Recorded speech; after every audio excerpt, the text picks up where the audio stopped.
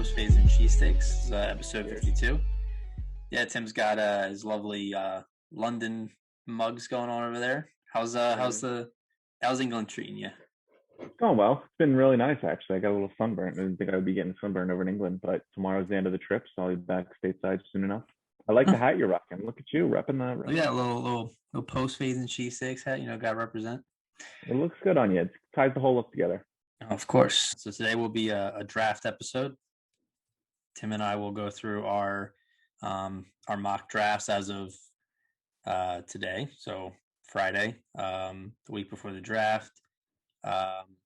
We do have trades involved, so might be a little bit of spice, sprinkled in here. See if either of us do anything extravagant or outrageous, but it's the fun of the mocks, Honestly, no mocks ever really come super close, so I mean, it's not like picking a March Madness bracket. Like these are like you could 10 out of 10 times there's a player that wasn't supposed to go in the first round that goes in the first round. So yeah, I think I got like 6 or 7 picks right on my mock last year, and it was probably the best I've done on any of these. So it's really outside the top 5. It's like crapshoot. Yeah, it was funny that we were recording today because I got one of those like Facebook reminders where it's like, hey, remember this picture you posted like so and so years ago? And it was a picture from I think it was the 2013 draft when I did my mock. It wasn't very good, but like to hear some of the names, like for example, my top 5 was I had Luke Joggle to the Chiefs, Deion Jordan to the Jags, Sharif Floyd to the Raiders, Eric Fisher to the Eagles, and then Lane Johnson to the Lions. So, oh wow, look at that! So you didn't get the first overall pick right. I know. That was pretty easy. Give me one. That was do you remember D. Milner? How hype he was as a corner coming out, and then thing with Barkevius Mingo. That draft was really bad. I mean, I still think Lane Johnson was the best pick. This draft, this first round was brutal. I mean, Chance Warmack, Kenny Vaccaro, DJ Fluker, Jarvis Jones, Tavon Austin. Don't forget, you mentioned the Deion Jordan pick, but they traded up to go get him. Yeah. Sylvester Williams, Alec Ogletree, Eric Reed, Justin Hunter. That sounds even worse when you go through it. Remember that? I think he was an end. Bojaron Werner, the guy from Florida State? I forgot to pronounce his first name, but he was a bust. Yeah, the whole first round really sounds pretty ugly. That was also the Justin Pugh, representing Council Rock. He was drafted by the Giants. That was the first round, wasn't it? Yeah, that's cool. Yeah, that was just interesting to see. 2013. Lane. It's crazy how long Lane, because it still feels like he's a younger player in a sense, but like he's been around the block. Like he'll be on eighth, ninth season coming up. So yeah. So we'll see. We'll do this one, see how this ages. Yeah. Years from now. Yeah, but so we can get right into it. So we'll go obviously in order here, 1 to 32 of our picks, and we'll just go back and forth. So Tim will start off on the odds, and then I'll start on the evens and see how it goes. So who do you have? Shocker. Who do you have? The Jacksonville Jaguars taking it number 1.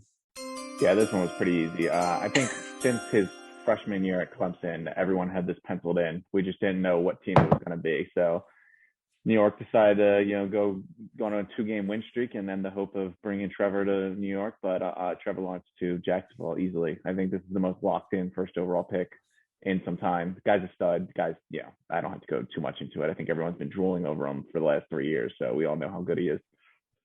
Yeah, I mean, that's the thing. I think most of the time we do have a good sense of who the number 1 pick is going to be. I felt like a great opportunity to wear my represent my Kyler Murray jersey. He went number 1 overall in 2019, and the only one that really surprised me in the past couple of years was when the Browns, because we really didn't know who they were going to take at quarterback, and then I was pretty surprised when they picked Baker Mayfield, but I mean, Yeah. that was last draft to have 5 quarterbacks in the first round, and not, no spoiler, but this draft I have 5 quarterbacks going in the first round as well. The number one's pretty easy. It's been locked in since he won his championship his freshman year. They just had to wait for 3 years for him to come out. But yeah, Trevor Lawrence to Jacksonville, and Urban Meyer and him can start turning that franchise around. Yeah, I also have, shocker, Trevor Lawrence, quarterback Clemson to Jacksonville. Number 2 is also, I feel like, pretty consensus at this point. I have the Jets taking quarterback Zach Wilson of BYU. So yeah, that one's. I think the draft doesn't really start until we get to like pick 4 or maybe pick 3, depending on what you think. yeah, I saw what was it? Back on the Lawrence thing, real quick. I just saw a thing on Twitter. In order to win $10,000 on a bet that Trevor Lawrence will get drafted number 1 by the Jaguars, you'd have to bet $1 million. Like, that's how sure it is that he's going to be taken. On to number 3, obviously with the big trade, we got the Niners. Mm-hmm. I don't know if I agree with it, but ever since the trade went down, I've heard this name being floating around, and you can't, where there's smoke, there's usually fire. So I see Kyle Shanahan bringing in Mac Jones to be his guy. That's what I've been hearing. That's what I think everyone's saying. Yeah. Shanahan's an offensive genius. I think he's really an incredibly smart offensive play caller. So maybe he's just looking like, I just need a guy that's accurate, that can make good decisions, and I'll take care of the rest scheme wise. But listen, Mac Jones reminds me a lot of Matt Ryan. Matt Ryan had an incredible year with Kyle Shanahan as offensive coordinator. I wouldn't be surprised if he goes back to that route. Yeah. So I understand it. I don't know if I'd make that pick, but it sounds like that's what's going to happen. So I'm penciling Mac Jones at 3 quarterbacks right off the bat. I also have 3 quarterbacks, but I do not have Mac Jones. Okay. I get it. I know that everyone's having, that's like, the consensus. And I mean, you hear very different reports from him. Like, his combine wasn't that great. But a lot of people are saying that he's like very NFL ready because of how he's like a very quick learner, very quick thinker. Like, I heard an example. He was like given a certain amount of plays, and he was able to like when he was doing being scouted and stuff, and he was able to like recite them and like give you complete details. So he's very intelligent for a football, like as a football logistics stuff. So it'll be interesting to see. I have Justin Fields going to the Niners. I just, like you said, I think it's smoke, but instead of the fire, it's just more smoke, and I don't think they'll actually take Mac Jones. Okay. So if I was the Niners, I would take Justin Fields instead. I think he's a really good prospect. So we'll see what happens. I mean, I get it. I think ultimately my last point on Mac is the Matt Ryan comparison is going to help him because he reminds me a lot of Matt Ryan. But also, outside of Trevor Lawrence, I think Mac Jones is the most NFL-ready quarterback right now. And I expect the Niners to be looking not just to compete for the playoffs or the division, but to go right back and try to get to the Super Bowl. The roster's still pretty good. The coaching staff's smart. Mm-hmm. They had some bad luck with injuries last year, but I think Mac Jones, if you're going with a rookie quarterback outside of Trevor Lawrence, is the best at being NFL ready right now and be able to compete at a high level. So, but yeah, we'll see. Like I said, not necessarily maybe who I pick, but I think it fits them as well and goes with the rumors. So, who did you have at 4, which I think is where the real fun starts picking up? So, yeah, this is where I started having some fun. So, number 4, we have a trade. Oh, you're getting real freaky on me. Oh, yeah. We have trade machine. We have the Denver Broncos trading with the Atlanta Falcons to move up into the number 4 spot to select the 4th quarterback in a row off the board, Trey Lance from North Dakota State. Okay, I like it. Obviously, the Broncos need a quarterback. Luck hasn't done enough, at least to bring in someone to compete. If nothing else, draft a guy in the first round, like draft a guy high to compete, and yeah. If it doesn't elevate Drew Lock and you end up with a better quarterback starting, then it's a win-win essentially. So fair enough. So what are, in your idea, what's it take in the Broncos to get up to 4? I'm trying to remember. I used walkthemock.com and they have like a evaluator where it shows the value of the pick. So I think it was a first. They swapped firsts, obviously, and then I think I had like Atlanta give up their first and a 5, and then Denver gave up their current first, a second this year, and a second next year, and then like a sixth. So Okay. not terrible, but okay. The Falcons are in a weird spot. I think their team's much better than the record was last year. Dan Quinn's finally out of the picture, and I think that does help him. Not necessarily that he's a bad coach, but just the stain of the Super Bowl just never seemed to wipe away with him there. Yeah. I think Arthur Smith ultimately goes in the next year with Matt Ryan as quarterback. I know the rumors about them paying quarterback. You know what? It's a short, NFL, you don't get a long chance. I don't think this guy – I don't think if the Falcons struggle, Arthur Smith might not get to stay around and see his quarterback of the future take over. So I think he goes for it, gets some help. I ultimately think he's going to take Kyle Pitts. I think the Falcons go with Pitts, pair him with Calvin Ridley, pair him with Julio. Arthur Smith did wonders for Ryan Tannehill and that Tennessee offense in general. I think he could definitely win games and succeed with Matt Ryan, Julio Jones, Kyle Pitts out there. I think he's a difference maker. I think he's an incredible prospect, and teams covering Julio Jones and Kyle Pitts sounds like a nightmare. So I'm going with Pitts at 4. Yeah, I mean, if Atlanta stays at 4, I can see them also taking Trey Lance, or I've been seeing a lot of Kyle Pitts going to Atlanta in the past week. So definitely would not be surprised. Matt Ryan can still do it. I really do. I think he's got a year or two left with the Falcons, I'd say. Look at just the NFC South in general. There's plenty of solid stories of older quarterbacks succeeding in his own division. So I think they keep Matt Ryan. He goes with it because the best chance of winning this year would be with Matt Ryan instead of any rookie. So I'm going Pitts. At number 5, I guess I'll roll right into that one as well. This one seems, everyone's been talking about Lawrence and Jaguars since the season's ended. This one everyone's been talking about as well, and I think it makes the most sense. I know I'm hearing news about maybe reuniting Burrow and his buddy Jamar Chase, but you got to make sure Burrow can survive. He's already got a scar the size of a ruler on his knee. So I'm going with Penei Sewell. They'll have 2 bookend tackles with him and Jonah Williams, their other first-round pick 2 years ago, and improve a horrible offensive line. And I think this is the pick. I know Chase is a sexy pick, but you have to do this. You have wide receiver talent on that team. You need to protect Burrow. So I'm going Sewell. Yeah, I also have the Bengals taking Sewell. And I think it's funny when they posted their new jerseys, everyone was pointing out that giant scar on Burrow's knee. And they're like, oh yeah, zoomed in on it. And they're like, tell me you're taking a tackle in the draft without actually telling me. So yeah, they need to. They have to keep that boy healthy. So yeah, I think last year proved it. So, but on to the number 6. Who do you have? Yeah, so number 6, I've actually seen a couple of mocks where they have Miami moving again, either down a couple or up to number 4. But I think at the end of the day, they end up taking Kyle Pitts at 6. It's just Pitts has been the like common number 1 best player, best non-quarterback. And I think there was a time where he could have slipped maybe like a month ago. Maybe he was going to go a little like end of the top 10, but I don't think he survives past pick 6. So between the 4th, he's going to go 4, 5, or 6, I think. Cincinnati would not shock me if they like decided to grab him instead. Like Cincinnati is really in play for Sewell, Pitts, Chase. They could even take Rashawn Slater, the offensive tackle from Northwestern there. I wouldn't be surprised. But yeah, I have Miami taking Pitts. All right. I similar mindset as you. I have the Dolphins going after a number 1 guy, Fuller, Tua. But I have them taking Chase. Obviously, I already have Pitts off the board. So Jamar Chase to Miami.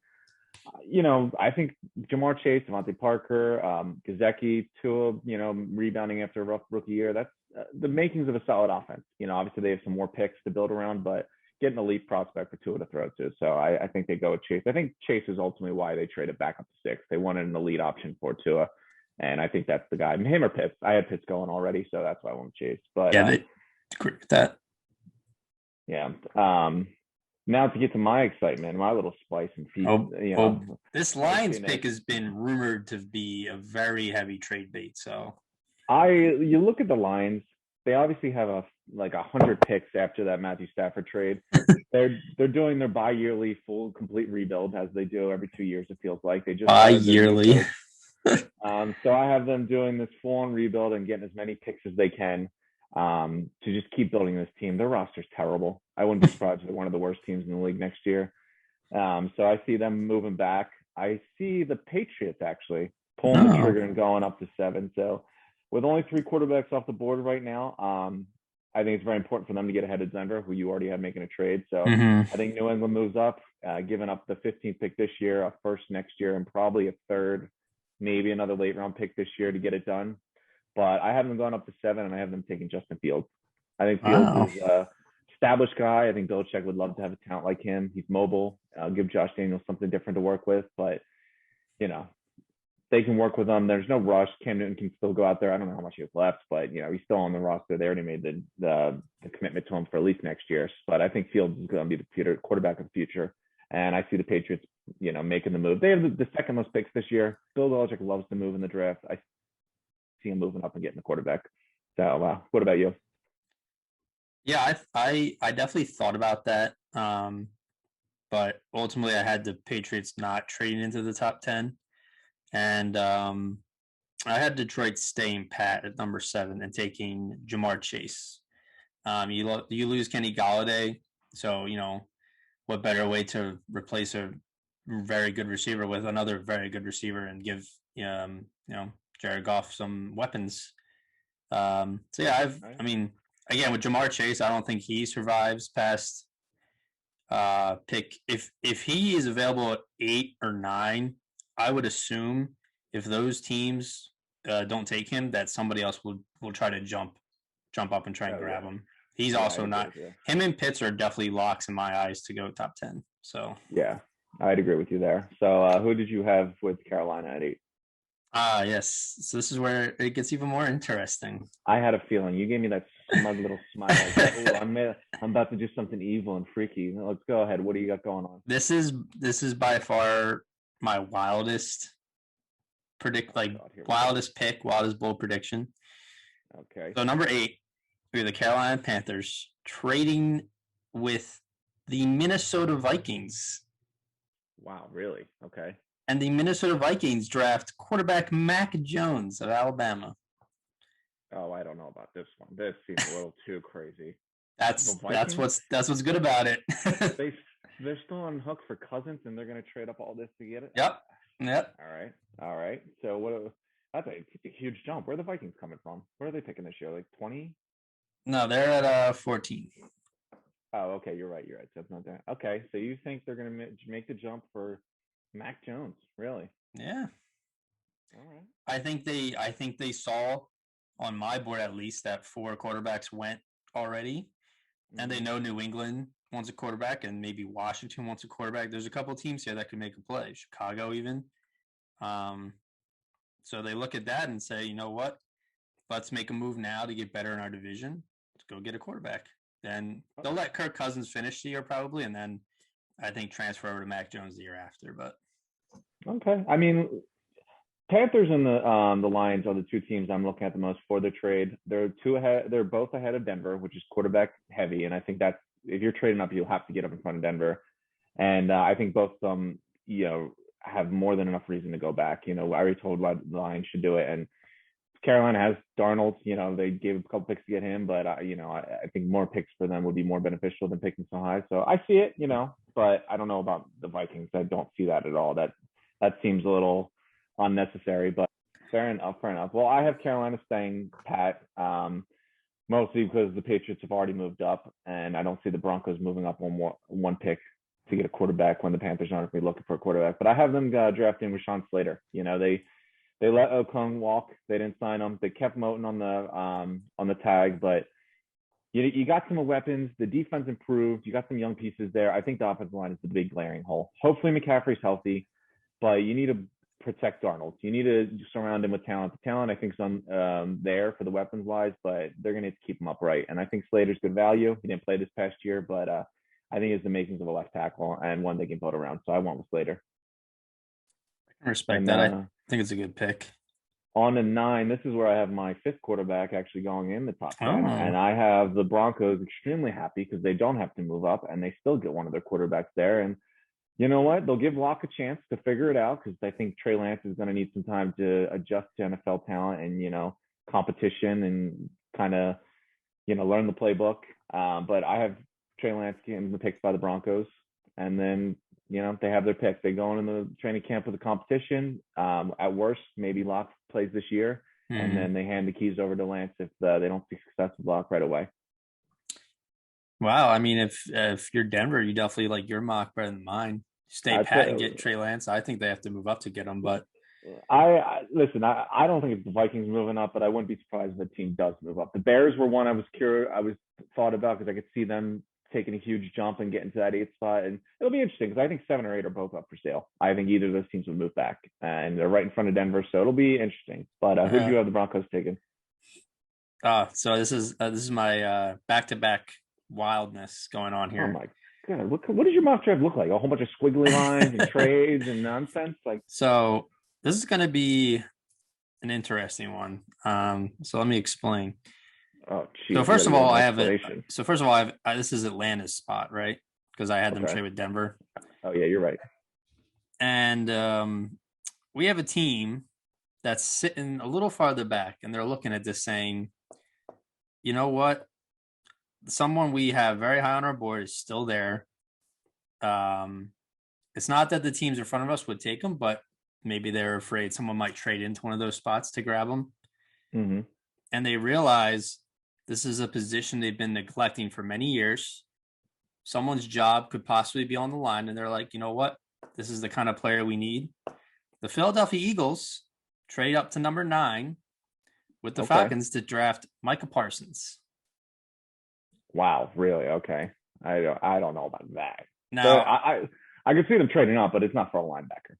I know. It's out of character, but there's been a couple things going around about his character lately. I don't think it's an issue. I think it's just being overblown in the media. I think he still goes top 15, definitely. Okay. But I was just going through this yesterday, and I was looking at him like, I could see them taking. I actually thought there would be, if Jamar Chase slips to that 8 or 9 slot, I could see the Eagles trying to move up to get him. But sure, yeah, they would probably sit and take a receiver because I think Waddle might be there. I think Devontae Smith will definitely be there. But I just looked at it and it was like I just had that feeling. I was like, you know what? They're going to do something that they're going to surprise us for once and take a linebacker. So that's really my reasoning for it. It was a gut feeling. Fair enough. I mean, they haven't taken a linebacker in the first round since 85 or whatever it was. I don't see them trading up to do it this time. I have Parsons on the board when the Eagles are up, so I don't see the reason to trade up for him either. I agree. Hey. I don't think they need to, but I just think it's like they want to make sure they get their guy deal. So okay, fair enough. All right, I'll buy into it, I guess. But you don't have to get too much to move up 3 spots either. So okay, better be first linebacker they've taken since 85. He better be worth it. All right, next up, so the Cowboys. What do you have them doing, or do you have something crazy, nonsensical going on with them as well? No, Cowboys are very smitten right now because they have a choice of all 3 top cornerbacks. So honestly, this could be any. This could be Patrick Surtain, J.C. Horn, or Caleb Farley. I feel like the consensus here is that they're going to take Surtain, so that's who I have them drafting because their defense was horrible last year, and they definitely need to work in that secondary. So, yeah, I actually agree with you. This is like a Trevor Lawrence, the Jaguars, Sue out to the Bengals kind of pick in my eyes. I think he's going to be there. I think he fits a total need. He'll be lined up on the other side of his teammate last year in Diggs when they were in Alabama. Yeah, I think together. that's a cool dynamic too. Yeah, I think the offense is fine, ready to compete. They just need Dak to be healthy. But yeah, that defense is terrible, and I think that pick makes the most sense. And I think that's one that team and prospect is pretty much a match made in heaven. But moving on to another NFC East team. Now that we got 3 in a row here. Yeah, I don't know. It's weird how that happened. Yeah, I've got the Giants actually going wide receiver. I think Dave Gettleman needs Daniel Jones to succeed to save his job and his legacy because If Daniel Jones is not a Pro Bowl franchise quarterback, he will continue to be the butt of all the jokes.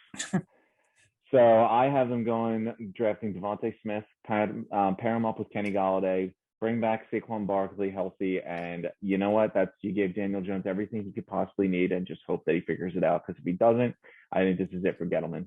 So I think this is something to save his legacy and save his pet project in Jones, which has already been criticized enough over how high he was drafted. So I have them going out and helping Daniel a little bit more. How about you? Wow. I like the pick. I agree they're going to go wide receiver, but if I was a betting man, I would say Jalen Waddle goes off the board before Devontae Smith, and I think Waddle is a good fit for the Giants. So I had them drafting Jalen Waddle. So okay, I will get behind that. Now, well, you already had them trading up, so I've lost track on how many trades you have, so I don't even know who's drafting at 12. So yeah, at 12 it was the Eagles, but now it's the Falcons. I think the Falcons at 9 would have taken a cornerback. Mm-hmm. But since they moved back a little bit and Surtain's not off the board, I think they still would have taken this guy regardless. I think they go with J.C. Horn out of South Carolina. They need cornerback. I think he's a. Some people say he's the top corner in the draft. So, I mean, I think you have 3. Yeah, I mean, I think you have 3 studs in Horn, Surtain, and Farley. So, I think J.C. Horn's a solid pick right here at 12 for the Falcons. Okay, I can get behind that. I have the Eagles picking at 12. I didn't have any crazy trades or anything like you did. Nothing ludicrous. No, but I think this is a dream scenario for the Eagles. I agree that they might trade up, but I don't see them doing it for a linebacker. I'd see it do it for a wide receiver, but in this situation, I have the wide receiver falling to them, so I have them taking Jalen Waddle. They need playmakers just of any type. They need players that can run, get some yak, get the ball and make plays. They haven't seen that in God only knows how long. So Waddle is the most explosive player in my eyes in this draft. I think Kim, Smith, Chase, Pitts, whoever it is, if they're there at 12, the Eagles are taking them. But I have Jalen Waddle. And then, you got Jalen Reagor, Dallas Goedert, Miles Sanders. You hope Jalen Hurts is a franchise quarterback, and hopefully your young offense can grow together. So I have Waddle going to the Eagles. The thing that, this is the thing. We know there's going to be at least 3 to 4 quarterbacks guaranteed to go before the Eagles. So they have pretty much 9 to 10 players of their picking. So if they don't we would be happy with any of the top 3 corners, Micah Parsons, any of the top 3 wide receivers, Kyle Pitts, any of Sewell or Slayer, I wouldn't be opposed to either. The top tackles. Yeah, I think there's so many picks that you can make. If they somehow just ruin this, it'll just blow my mind. How could you possibly ruin this pick? But I heard if they take a wide receiver, I'll be more than happy. Jalen Waddle will put a huge smile on my face. Yeah, he would have been on pace to have better stats than Devontae Smith that season. But I heard one comparison that he's very similar to Jalen Reagor, except that he does everything better. Well, yeah, it goes kind of harsh, but I mean, it goes into that mindset they had last year when they took Reagor over Jefferson because they liked his versatility, his return ability. Waddle has that. He's a versatile wide receiver. He's a guy that you just get the ball in his hands and he's going to make plays. And yeah, he is. Prospect-wise, he's much better than Reagor. He is explosive, very shifty. He fits what they'd like at wide receiver. So I think it's an easy pick for them. And if he's there, I don't think they trip this up. I think it's pretty easy. So that's who I have them going with. Moving on, I've got the Chargers up next. And I have them in the same idea as the Bengals. They have a franchise quarterback, a young guy they need to protect. Mm-hmm. That offensive line is terrible. They made some moves, obviously brought in Lindsey, the all-pro center, which is good. They need that. But I still think they need a left tackle. I have them drafting Christian Darrisaw, Virginia Tech offensive tackle. Mm-hmm. Might be a slight reach because you're taking the third tackle in the draft there. But listen, you got Herbert. He's someone you build around. Protect him. Look at what the Bengals are failing with Joe Burrow and take that as a lesson. Their offensive line arguably is even worse than the Bengals. So I think with the Lindsey addition, drafting Darrisaw, that goes miles. So I think that's an easy pick for them. I could definitely see that. As far as my board has gone, the Chargers are probably like got the biggest smile on their face because Rashawn Slater is still there. So I have them taking him number 13. That'd be a good. That just slammed up for them, I think. But then right into pick number 14, I had Carolina traded with Minnesota. So this is Carolina's pick. Okay. And I had them taking Darrisaw, the tackle that you just had off the board. So yeah, you know what? I'm actually in the same. Oh, you had the Panthers take on their mind. Yeah. It's funny enough, I think I had Slater. Or you said Darrisaw, my bad, because I have the Vikings. Sorry, I can't keep track on who's drafting on your team, so I'm just trying to take notes and follow along. But it's all over the place. We're on. Go ahead. You're on pick 14, so it's Minnesota for you probably. Yeah, no, I had Minnesota staying there. Minnesota needs offensive line help, especially in the interior. Like they could have not used an upgrade at center and both guard spots. That's why I've been taking Vera Tucker from USC. He's a versatile offensive lineman. He, especially on the inside, like he can play multiple positions, and I think that's ultimately what the Vikings need. Bring in a guy that's talented and find a spot for him to play. And I think on that offensive line, there's plenty of opportunity for improvement. I think Vera Tucker's a great player. I just didn't know where to put him. And then he goes in the first round, but he's pretty late on my board. But that's just how like the chips fell. Yeah. But going into so then you had who did you had the Pats trade with who? I have the Lions. So this actual pick, I think if you're Detroit, you're okay. So number 15, you have Detroit picking. Who'd you have them go with? I have them as someone actually that even at number 7, I think would be a good pick, and I haven't taken Mark Parsons. Wow. So Motor City Dan Campbell, he's a defensive, attitude guy. I think he would love a linebacker. I wouldn't worry about the character issues because this guy's press conference, he talked about eating kneecaps. So I think he's going to make sure that every player is playing their hardest and they're motivated, and he's going to bring out the effort in all of them. I don't think you're going to get by taking snaps off and playing with weak effort like Parsons has been claimed to have been. But he's an elite prospect. I think he's the best defensive player in this draft. It's just the way that it worked out. I think I have him going to 15, and great value for the Lions. I think the Lions throw a party if they can get a couple extra picks, a first-round pick next year, and still take one of the best players in the draft at 15. Yeah, I think that's kind of my reasoning why I think the someone's going to trade up, if not the Eagles, to get Parsons earlier because of his potential, and like you said, he's very competitive. And what did we just hear? The Eagles head coach saying that he likes to play rock paper scissors with the prospects over Zoom meetings to gauge their competitiveness, which a lot of people laughed at, but I do like it. I do like it. Yeah, but that's what I was saying. People were trolling him and making fun of it, and oh, this is your coach. What a joke! I'm like, yeah, but how? They're on Zoom. They're virtually meeting. How would you gauge someone's competitiveness? It's just fun. It's bonding with the players. I'm all for it. They ask all kinds of ridiculous things in those interviews. So at least there's something they ask questions like, what animal would you be in the animal kingdom? What is that actually going to tell you about? What does that have to do with anything? At least the rock paper scissors, you can argue that it's to gauge their competitiveness. They should want to win in everything they do, and that's something I can believe. I can buy into. I guarantee you, any player in an interview for a team that could draft them would 10 out of 10 times want to play rock paper scissors than be grilled by questions. So yeah, no, I agree. I thought it was funny. I wasn't mad about it at all. I thought it was cool. It's that's kind of unique. It's a way to bond. So, but I got you. This is so I had New England still at 15, and this is the last of my nonsense trades. You're wheeling and dealing in this draft. So this one was, I just looked at my board and what was happening. So I had 2 tackles go back to back in Slater and Darrisaw. Okay. And New England was sitting there well, our quarterback's gone. There's plenty of good players still left, but we could definitely trade back and still get a good guy. Mm-hmm. And maybe this is just me knowing a little bit about the player that's now on this team, but I looked at this and I said, the Indianapolis Colts look at this board and say, you know what, we need some offensive line, but 2 great tackles just went. Who's still on the board? Devontae Smith. Let me trade up and get Carson Wentz a really big-time weapon.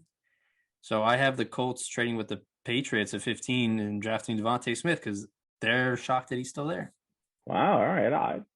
I get behind that. I think it's a good value. I mean, that's definitely a slide. So why not go take advantage of it? I can get behind that. I have, let's see. So that was 15. So I'm at 16. I've got the Arizona Cardinals up on the board. Good value pick here. I have them taking cornerback. I went with J.C. Horn. Okay. I think I think a 16 is a slide for him. And I have a lot of offensive talent quarterbacks in general going high. So Micah Parsons, Horn, they all get pushed back. Patrick Peterson obviously left this year. So I think they go try to draft the guy to be a number one guy and take his spot right away. And Horn's that guy. I like that. I went a similar route, but I already had J.C. Horn off the board. So I had the Cardinals taking Caleb Farley. I really hope his back situation is like he's healthy and he fully recovers, because I know the sentiment around him is that it could be a career long damaging thing. So it could come back to bite him, but you still have to look at the potential, because when you draft players, some of them might be really NFL ready, but a lot of them still have to work on things. They're not fully perfect players yet. So he's definitely got some work to be done, but phenomenal prospect. And obviously a big Virginia Tech guy myself. I'm happy to see him going up pretty high. So yeah, Farley at 16 at the Cardinals. Okay. That leads us where at 17. So this is another, I think, the Raiders. I think there's a great defensive value again. This is going to be 3 picks I have back-to-back with defensive players that are just falling back just due to all the offensive talent. So I have the Raiders drafting Kwity Paye. He's the edge defender from Michigan. They need pass rush help. They obviously missed on the Clelin Ferrell pick, it looks like, when they took him 4th overall. Yeah. No, Gruden and Mayock, they made so many interesting picks, we'll put it that way, whereas I think they reached on most of the picks they've made together. Yeah. So I can't really get a feeling of what they're going to do, but this seems like a good value pick for them. It fills a need. They need pass rush help. They haven't really filled that need since they traded away Clomac, so I have them going defense taking him. Yeah, their defense is not the bad. They got some. I mean, Jonathan Abrams, a good safety. They got some decent players, but I could definitely see them going edge. I will look at what they did or didn't do, so to speak, in the offseason and lost some offensive line pieces. So I have the Raiders taking Tevin Jenkins, the tackle out of Oklahoma State, at 17. Not a bad pick. What's that? Not a bad pick, since they wanted to get rid of half of their offensive line. That's what I'm saying. I mean, you gotta build in the trenches. So I think, like they said, they've been missing on some of these, but I think Jenkins is a good pick at 17 for them. And then moving right into 18, we seem to have a little bit of this back and forth going on. I had the Dolphins taking Kwity Paye, the guy you just had off the board, edge rusher out of Michigan. So yeah. That's an interesting that our great minds think alike. I have them taking, don't kill me on his pronunciation, Azeez Ojulari, maybe. Ojulari? Yeah, I don't know how to pronounce it either. The pass rusher from Georgia. So same mindset as you. I do think they need a little edge rush. Brian Flores is obviously a defensive coach. I think a pass rush for them would help a lot, because they have an elite secondary with their cornerback tandems. And I think just a little extra pass rush could help in a long way, especially after a couple of picks. I haven't taken Jamar Chase on offense, but I think it's defensive time. Yeah, I think besides obviously with the order of quarterbacks that are going to go, I think the edge / linebackers are super interesting, because I also have a Ojulari, or however you pronounce it, the guy you just had. I also had him going, but not till later, and I had some other edge rushers and backers go ahead. Because it seems to be all over the place for as far as team preferences and stuff. So it'll be interesting to see how it all falls. But keeping with my defensive run here, because I think I've on 5 defensive players in a row, and about 6. Here we go with another name I'm gonna just brutally murder, but I have the football team drafting Jeremiah Owusu-Koramoah, linebacker from Notre Dame. So yeah, I took probably the two hardest names back to back here, so just to embarrass myself. But Riverboat Ron is a former linebacker. He's a defensive coach. His best years with Carolina were with Kuechly, Mm-hmm. Thomas Davis. The front seven, I think the defense line's incredible. They have great pass rush, but I think they could use a little more help in the linebacking core. I think he's good value. Again, another defender I see sliding just on the run of offensive players in the top 10. So I think it's a good pick for them. What about you? Yeah, I can see that. It's funny. I as soon as you said he was hard to pronounce, I immediately looked on my board and then I saw his name and I was like, this is the guy he's going to take. But I had a similar thought that Washington's a weird team because they they're like low key very solid. Like they don't have a ton of needs. They have like good players. They don't have any like phenomenal players on offense, but they have good players. Um, Quarterback, I think they're in play for a quarterback, but maybe not till the second or third round. Um, I would not be shocked to see maybe a running back go, like a Najee Harris or something, Mm-hmm. or a wide receiver. But I had them going defense as well, and they lost Ronald Darby to the Broncos, so I think they draft corner, and I had them taking Greg Newsome out of Northwestern. Okay, fair enough. Um, it's funny you chose cornerback here because I went corner on my very next pick. I continue with the defensive run. A guy you already had off the board, and again, another guy I have fallen a little bit, but at 20, it's funny because Chicago Bears just let Kyle Fuller walk away Mm-hmm. free agency, which I think is a big loss for them. So I have them replacing him with another Virginia Tech corner, and I have Caleb Farley. If all the medical stuff checks out, I have Chicago drafting him at 20 and replacing Kyle Fuller with him, and give him a little young cornerback tandem with I believe it was Jalen Johnson they drafted last year. Yeah. So build on the defense. They've always been a defense franchise. The offense could use some help, but I thought the Caleb Farley was the best value there. Okay. So they lose a Virginia Tech corner and they drafted a Virginia Tech corner. That's right. Yeah, I like it. replace them. I like That's the way it. to do it. Um, I took a pretty, I don't know if I would say it is safe, but a pretty common draft for the Bears. I had them taking the Minnesota wide receiver Rashad Bateman. Okay. I think he's a good. I mean, it's funny because last year we said this is the greatest wide receiver draft of all time, and I already think this draft is shaping up to be just as good. Just all around talent, and even the wide receivers are also really good. So we'll see. I mean, Chicago could use a little bit of everything. I feel like, Yeah. but I think the value Bateman at 20 is a good value. So Yeah. Especially with the uncertainty about whether Allen Robinson's going to resign after that franchise tag. Something about it just doesn't. He might have signed that franchise tag, but I don't think he has any future plans of staying there. yeah.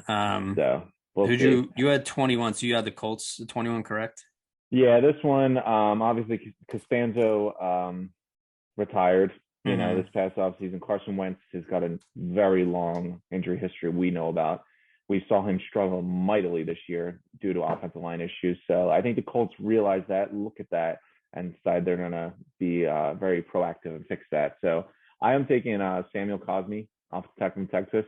Might be a little reach, but I just think the need's too great that they need to do something there. The team's overall pretty solid, so I think this is their biggest glaring need. Wide receiver would have made sense, but I think they need to protect Wentz as much as they can after they invested in him. How about you? So I had the Colts trading with the Patriots. So this is at 21. I have the Patriots picking, and I was looking through, and they have a couple of needs. Their defense was not as stout as it was in past years. I mean, and they also had a lot of players sit out because of COVID.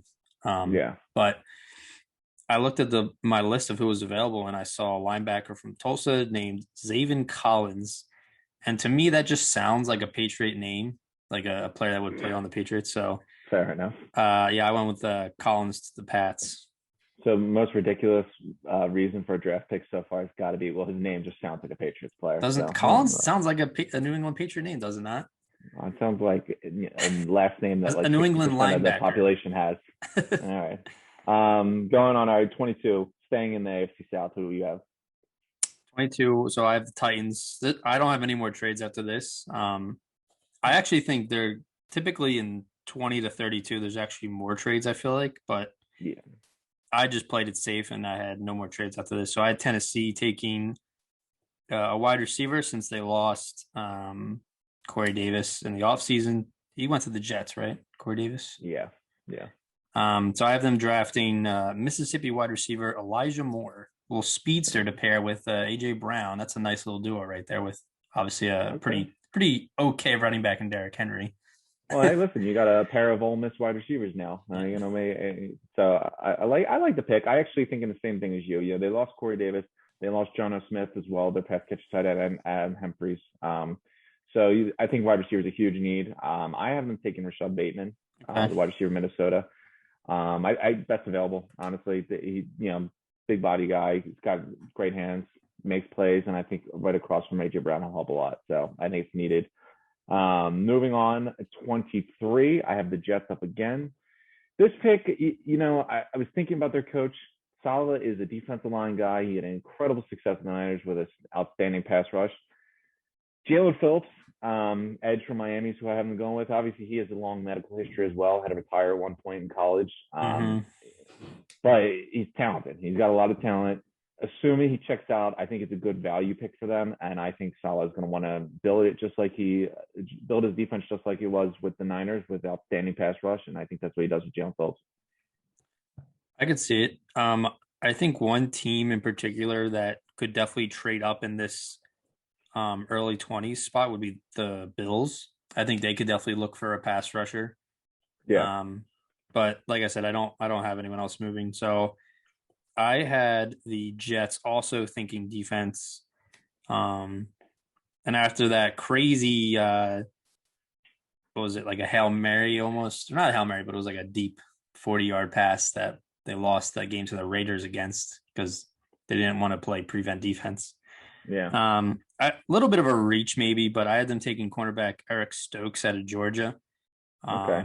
I think it's a good fit for them. And like you said, Saleh is a defensive guy. So why not start your first draft with a defensive player? All right. And then to number 24, I have the Steelers staying pat.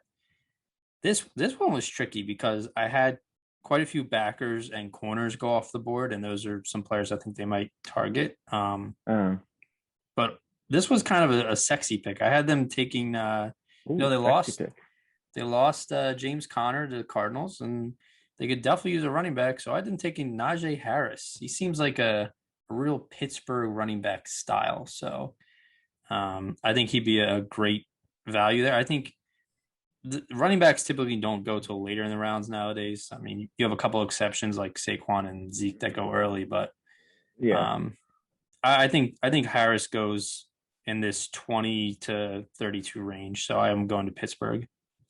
Okay.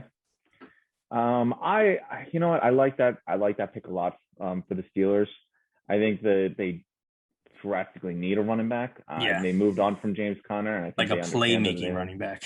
But you know what? And I had them taking the running back in my first one I did, but I was like, something about the running back in the first round is not a Pittsburgh Steelers move. They don't not a team that I thought was going to pull the trigger. And I didn't love the value at 24. So I actually had them going a different pick. So obviously the big loss fan, Bud Dupree, went and signed with the Titans. And I think there was a major drop-off in quality of play from them when he got hurt. And I think it was pretty obvious. I had them taking a little bit of a risk here. So I have them drafting Jason Awil, another guy I'm going to brutally ruin his name. Penn State guy? Yeah, the edge defender from Penn State. He doesn't have great college numbers, but his athleticism, he killed his pro day. He's got the body, he's got the skills. He was a monster last year. Yeah, he's very he's got the potential. I think he needs more potential than production, but I see the Steelers drafting him, pairing him with TJ Watt. Give him he doesn't have to be the number one edge rusher right away. He's going to be playing across from one of the best defenders in football, and I think that'll help him a lot. But I think they see him as a boom or bust guy that they can really develop, and they develop linebackers like nothing. So first round pick obviously makes more sense. I think the Steelers go on edge. They have a long history of drafting linebackers and edge rushers higher. So I think that this was a pick that just made a lot of sense for them. Moving on, though, I have the Jaguars on the board again. We have them drafting Trevor Lawrence, but I think it's time they put some weapons around him. I think they could use some wide receivers. So I have them taking Kadarius Toney, the wide receiver from Florida. Nice Okay. slot guy who I think will just be perfect for a young quarterback. Um, and you know what? The Jaguars could honestly just draft anyone. Anyone would probably be an upgrade on anyone that they have. But I think they invested a heavy in the offense and skills players to really help Lawrence. So I have them going Tooney. Fair enough. I had the Jags going defense. I had them taking the safety out of TCU, Trayvon Moehrig. Okay. I think this is also a good spot for him. I think a safeties typically do kind of go with that later end of the first. So I think it's a need. Like you said, Jacksonville could use a couple spots to fill. Yeah. I could see them going wide receiver as well. But they do have some young, good receivers already. So, but we'll see. Yeah. Moving on, I have for the Browns, I have them going Christian Barmore, the interior defensive line for Alabama. I think the Browns go heavy defense. The offense I think is there. The offensive line is one of the best in football. Baker's their guy. They have an excellent run game. I was thinking about a wide receiver here, but I didn't love the value since I had so many off the board already. You are bringing back Odell. I think offensively they're okay. I think defense is where they really need to improve. And with Garrett and now Clowney on the outside, I saw the interior defense line more of a need than interior. So I think Barmore fits good value there, and he fits the need. So I went him for the Browns at 26. Yeah, I was along the same kind of mindset that their offense is pretty set. And so I think linebacker would be a good spot for them. And this is where I have the guy you've struggled to pronounce, Jeremiah. Oh, let me see you do this. Owusu Koromoa. Oh, okay. Yeah. Well done. Yeah. All over it. Uh-huh. So you had him going at 19 to Washington. I have him at 26 to Cleveland. So that's great value for them. I think they definitely need either edge or linebacker. I could see them taking a safety too, but I had Morey go off the board right before them. So I think linebacker is a good fit for them. Okay. And what about, so I think we're back in the AFC North again with the Ravens. What are you thinking? So yeah, Ravens. There's a guy you just mentioned a couple picks ago. I think they need some help on defense as well. So I had them taking the Miami edge rusher, Jalen Phillips. I think it's a good fit for them there. Yeah, no, I like that pick, especially you lost Judon. I think it would make a lot of sense.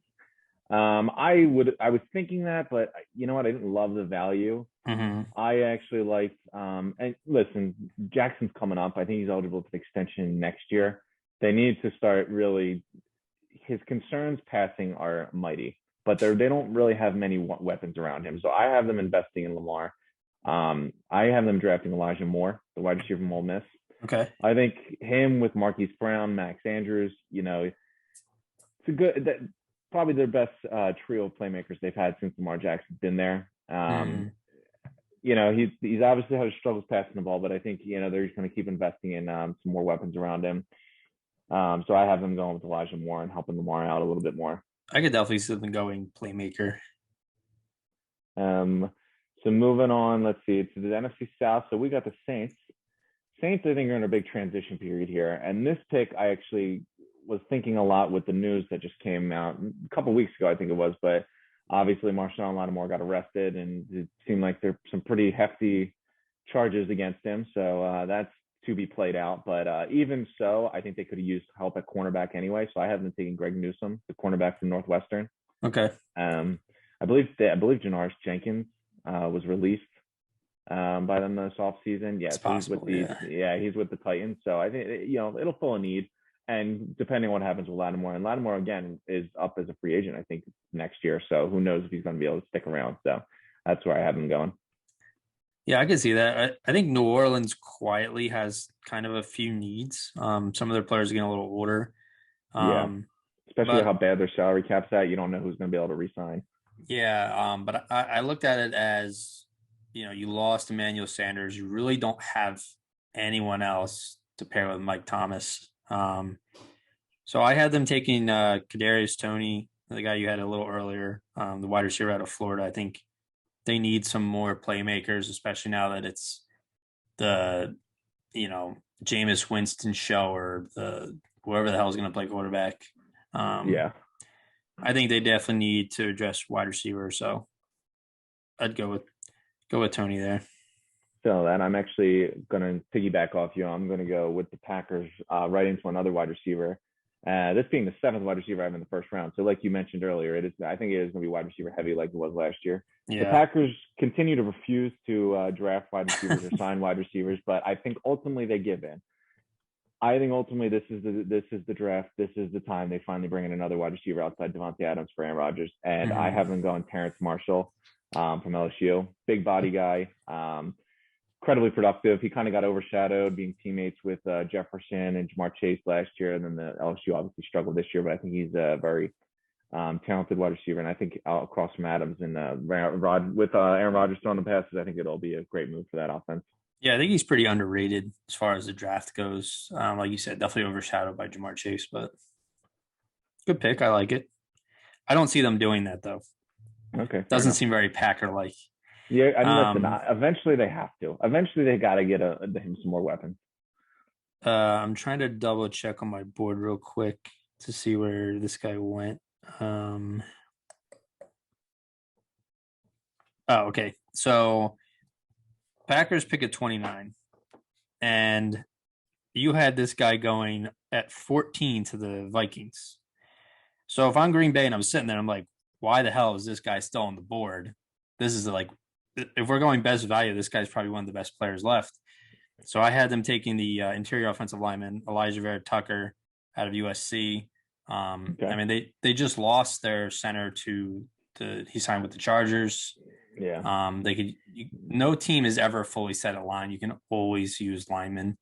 So I think if he falls that far and Green Bay doesn't take him, I don't know what they're thinking. I mean, some of these other teams should have taken him too. I think he probably goes a lot earlier, but like I said, that's just how my board kind of developed. And, I looked at it and was like, that's a best available take right there. So.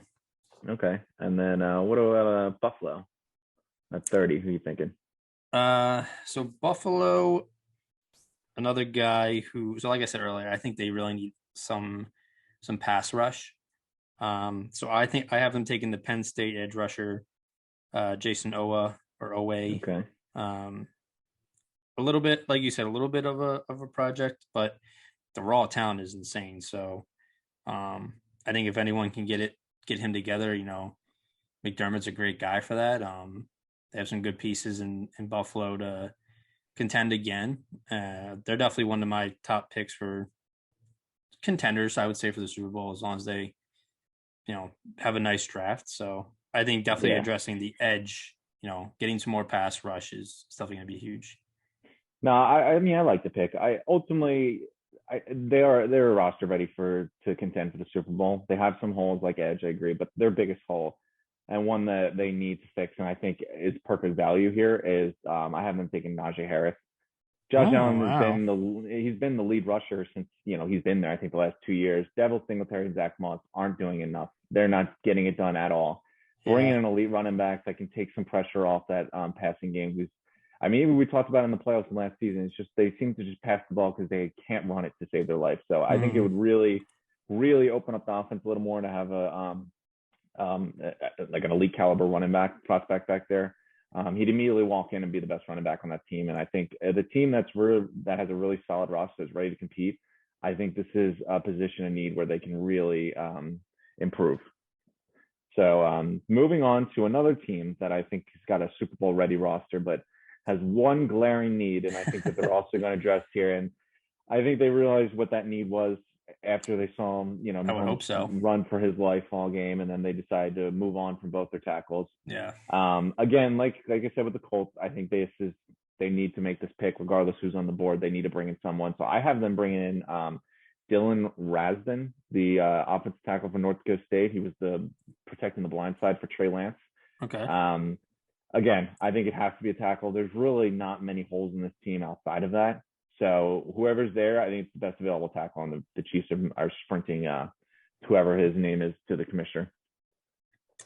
I could see that. I have a very similar mindset because I watched that Super Bowl and watched, Pat Mahomes have to break out of the pocket on more than like 50% of his snaps for dropbacks. So I had them taking the Alabama tackle, Alex Leatherwood. I think it's a good Okay. fit there. I think I think no matter what they do, if they stay put, move up, or move back, their first pick will be a lineman, an Yeah. offensive lineman, because it's just like you said, they're Super Bowl ready, but they just have one huge glaring lead, and it's patching up Yeah. that line. So I'd be surprised. I wouldn't be surprised to see them maybe even move back if they can get a couple extra picks, if yeah, that offensive tackle is not there. Um, but I think that's their whole goal, is even maybe to move up if they're worried that there's going to be a run on it. But I think one way or another, they need to bring an offensive tackle that can protect for Mahomes. So back to the final pick. Who do you got for the defending champs? yeah. So the rich get richer. Tampa Bay, kind of in a similar vein as my Packers pick, where they stayed pat and end up taking best available player. Um, I have Aziz Ojulari. I don't know how you pronounce his name. The edge Good. rusher out of Georgia. I'm glad we got to the complicated names for Yeah, you. yeah. You had him going 18 to Miami. I mean, I have him going almost double that, like 32 down to Tampa. So they're smitten that he falls into their lap. Great player. Um, and like I said, Tampa just keeps getting the luck with this players coming back, players falling into their lap. So, Fair enough. where'd you have the Bucks going? So I had, even though, this is another team that doesn't have a lot of holes, Yeah, but even though they did bring back Lombardi Lenny, Sean McCoy still, retired. Ronald Jones, I think, is very limited, but I have them drafting Travis Etienne, who I think would come in and be the number one running back immediately. wow. It can't hurt to have as many playmakers as you can. And ultimately, I love Etienne. I thought he was incredible at Clemson. I think he is the best value pick here. I do think him and Najee Harris are both first round running backs, but who knows if they're going to be drafted first round with how devalued the position is. But Yeah. your team like the Buccaneers, they really don't have many holes. You still want to compete. As long as Brady's there, they're Super Bowl contenders. I see Etienne coming in and improving that running back position immediately. So I like the pick for them. I think Tampa would be extremely happy to bring him in as well. You know what? That might be the first pick of yours that I'm not fully on board with, just because. I mean, I definitely agree the talents. Like, if you're taking best available, regardless of what you already have, he's Yeah. definitely worthy of that spot. But I mean, I just look at it. I mean, they just signed Giovanni Bernard, and they have Fournette, and they have Ronald Jones. Like, that's three good running backs already. Like, I don't know if there's room for him right now. But I mean, it wouldn't shock me to see them draft a running back. It just I doesn't mean, seem like a Lombardi Lenny is on a 1 year deal. I wouldn't be yeah. surprised if Ronald Jones got cut out in off season, to be honest with you. Even without bringing in Yeah, but Etienne. Ronald Jones played better in the playoffs than Fournette did, didn't he? What, Lombardi Lenny you're talking about? The guy was nicknamed after his playoff run. Yeah, whatever. Hey, we'll see. We'll see how it turns out. We've got less than a week until we can criticize each other's mocks when they're horrendously wrong.